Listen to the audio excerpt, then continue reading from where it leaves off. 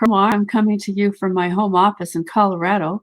And I did some testing yesterday, and this seems to be working well. So this is still a test, but I wanted to actually do a real video instead of just a test kind of thing, so that somebody would get something out of it, hopefully. Today is my birthday, and I wanted to talk about how important it is to be adaptable to change, to actually let it be part of what you are instead of fighting it. So much of the time we do that, don't we? There's been a lot of changes over the last nearly 2 years, I would say, since COVID made its first appearance. And one of the things I realize is that, there are things we have to be willing to do that we might not want to do in order to make things better, not only for ourselves, but for others. Because if we try to stay in the old status quo, we don't win, and neither does anyone else. One of the things I did yesterday, as maybe my pre-birthday, is that I went ahead and started my vaccine routine. You have to have two for most of the ones that are out there. I think the one that has two is actually safer. And I didn't do it because I'm giving in. I did it because I know that in this world we're living in now, we have to make a decision. We want to fight and create chaos constantly, or do we want to make lives better for ourselves and for others around us?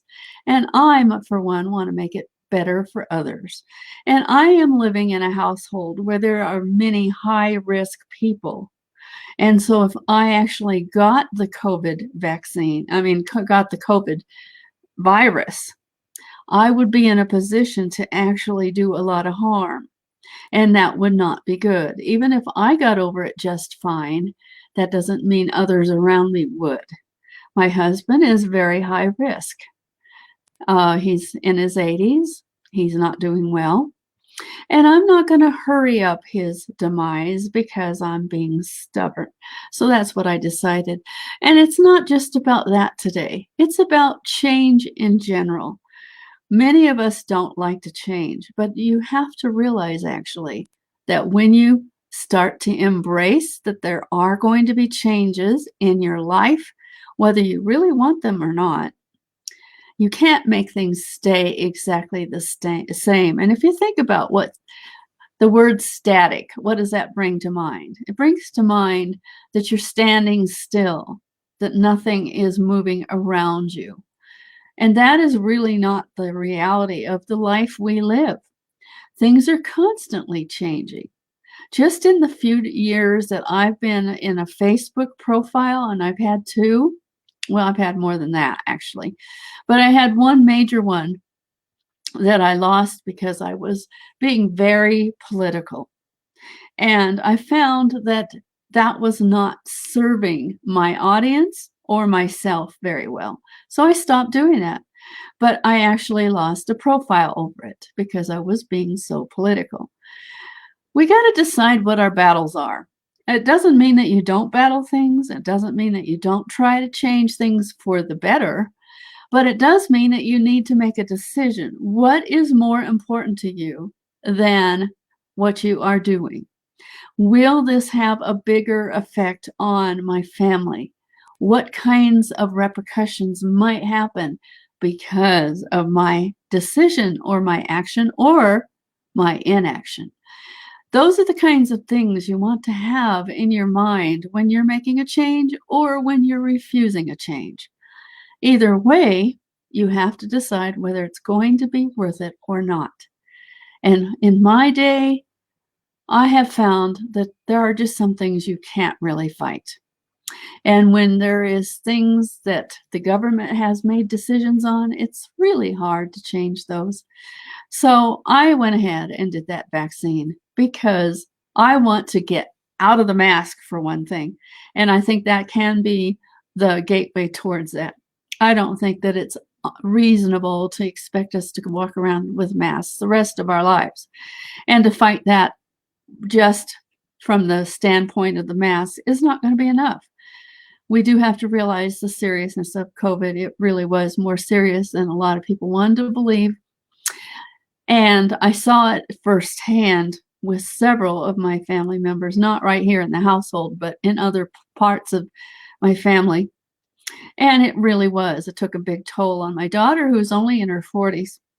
And I also see that it's really having a big toll on my granddaughter and son-in-law, who are in their late 20s and yet are really having a hard time with it.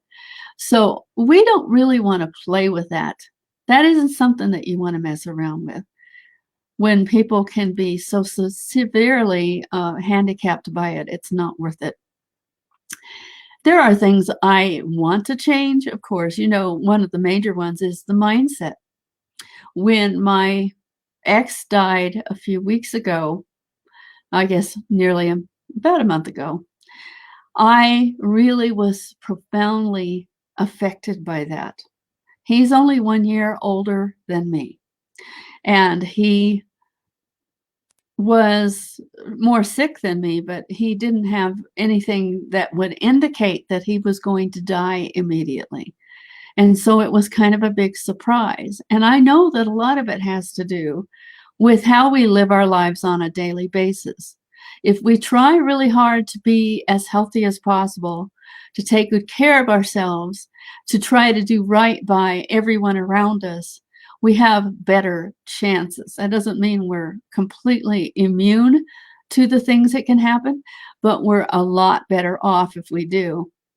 And one thing I know with him is that even though he was a good guy, he had a really bad self-esteem, and he never really got to a place where he felt good about himself. And he was always talking himself down. Well, you can only do that so long before it actually plays out. And I think that's one of the lessons I learned recently is don't voice all your doubts constantly. Try to override them with positives, because if you don't, they can live out and become reality in your life. And those kind of changes, hopefully, you don't want. So there is my thought for the day, just some personal thoughts on my birthday, and feeling really awesome on my birthday. And I hope you have an incredible day as well. And I'll be talking with you again later. Bye for now.